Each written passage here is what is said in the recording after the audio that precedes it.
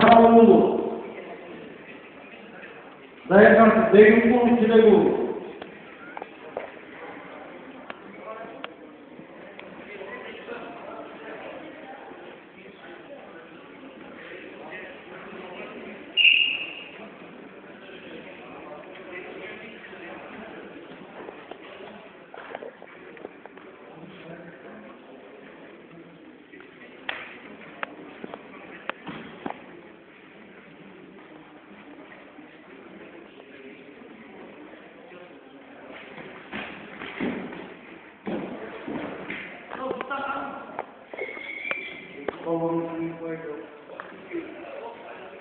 Kızıl Burçan Balkan Canaoğlu, Gök Burçan Balkan Seyit Beykoğlu.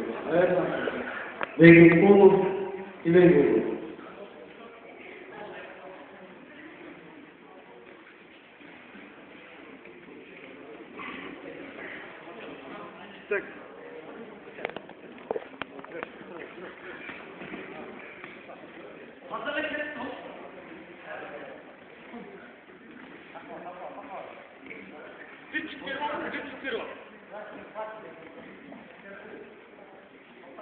Kızıl Burçan'la olmamda bir geçmiştir.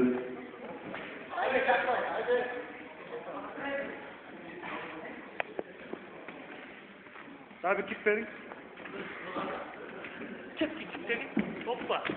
Kes buradan. Kes.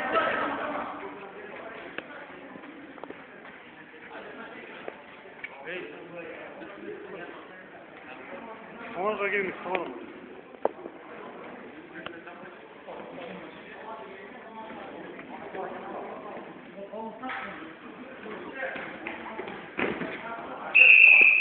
Özel ilişki Gök Burçan Balkan Seyit Beykoğlu.